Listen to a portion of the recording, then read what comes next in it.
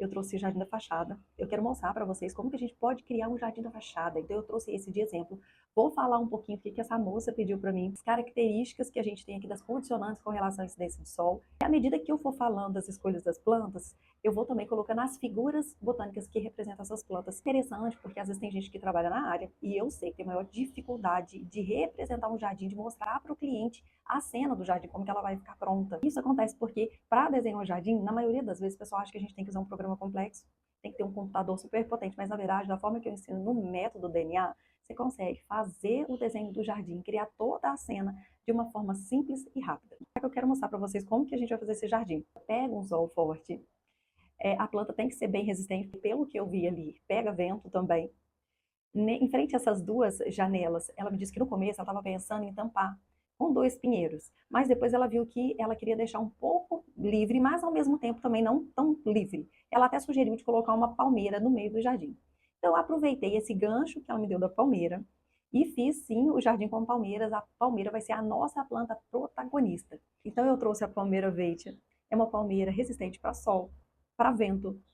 Queria usar 3 unidades, então eu trouxe essa palmeira porque ela tem a folha mais curta, o tronco estreito, ela tem aquele aspecto delicado, mesmo usando a quantidade ali, esse trio, tá? Ela tem alturas diferentes, então isso ajuda naquela perspectiva que a gente precisa ter, entende? E também para dar uma suavidade. Quando a gente coloca as 3 palmeiras da mesma altura, ela não fica tão delicada como se você usar ela ali, tipo escadinha. E lembra que eu falei que ela já achou cobra, escorpião por aqui nesse gramado. Então, o que a gente precisa fazer? Evitar as moitas. Aqui a gente vai trazer, então, plantas que, à medida que elas se desenvolvem, a base delas fica, assim, bem limpa, entende? Você consegue ver o gramado. Isso diminui muito a chance de um bicho ficar escondendo, concorda?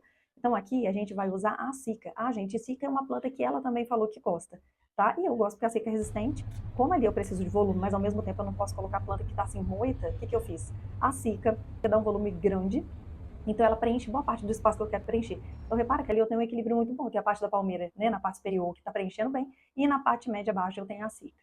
4, tá? 4 cicas. Depois, o que eu vou fazer? Eu vou manter o buchinho. Só que aqui, um detalhe, eu usaria o buchinho de tamanho maior, né, se fosse para plantar agora, mas como ele já está lá, deixa ele desenvolver, ele crescer, para ele ficar proporcional. Porque às vezes a pessoa fala assim, vamos colocar um buchinho pequenininho, delicadinho, tá ali, né, do lado daquela passarela, e aí a gente faz ele menorzinho, mas é o contrário, a gente precisa de um buchinho maior, porque ele já é uma planta que não desenvolve muito, demora. Então se você deixar ele pequenininho, fica totalmente desproporcional, tá? Então isso acaba desvalorizando tanto a entrada quanto a planta, tá bom? E se fosse para eu te sugerir uma pequena mudança, se pudesse, eu colocaria eles assim, não colocaria alinhado, que eu acho que alinhado fica muito marcado.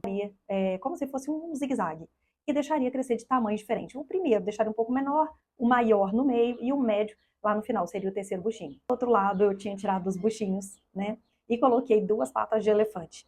Eu tirei os buchinhos porque o buchinho marca muito a entrada se você colocar dos dois lados. Então, eu tomei a liberdade de tirar os buchinhos e colocar, na verdade, o oposto, que é uma planta maior. Ali, a gente tem uma boa parte de jardim para a gente preencher. Se colocar o buchinho, você precisa de colocar mais e mais plantas para preencher.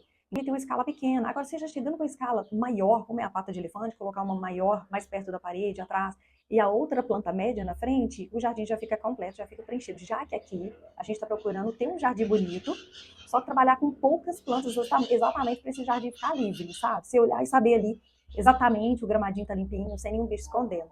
Agora, uma coisa que eu fiquei com bastante vontade de usar é uma planta perto da porta da entrada. Ali do lado esquerdo, na base da janela, a gente entende que ali precisa de uma planta, um vaso. E eu pensei o seguinte, por que não usar lavandas? Por conta do cheiro, ela ajuda a repelir alguns bichos, né? E ela tem um cheirinho gostoso, ela tem um perfume. Então, querendo ou não, a gente traz uma certa proteção de afastar. Não é que tira bicho, tá, gente? Que legal, né? À medida que fui falando, eu fui contando o porquê das plantas, ou seja, eu tô mostrando que não dá para colocar planta de forma aleatória. Ah, porque eu gosto, vou colocar. Não é só assim. É claro que a gente pensa no que gosta, pensa no que faz sentido, mas tem que entender qual que é a função da planta naquela composição. E o legal, gente, é que depois que você faz uma cena dessa, né, da forma que eu ensino no curso, usando a nossa curadoria de figura botânica, você ainda consegue renderizar. Aí você vai usar uma coisa que é externa do curso, que é um chat GPT.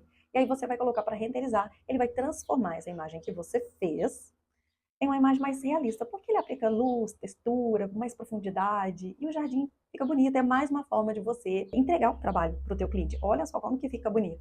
Fica uma cena mais real. Até pouco tempo atrás, não conseguia fazer esse render se não fosse usando um programa complexo, uma outra ferramenta que eu tinha que usar para renderizar e demorava maior tempão para renderizar a cena do jardim.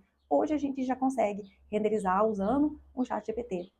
Bom, gente, então eu espero que vocês tenham gostado das ideias desse jardim, espero que eu tenha conseguido inspirar, porque na verdade, a ideia, quando eu trago uma consultoria dessa que mostro para vocês, é poder inspirar. É quando assim eu falo, olha, usa essa palmeira porque ela tem um tronco estreito, ela tem uma folha curta, a ideia é exatamente você que tem um jardim um pouco menor, você fala, ah, beleza, então eu vou usar a palmeira verde no meu jardim.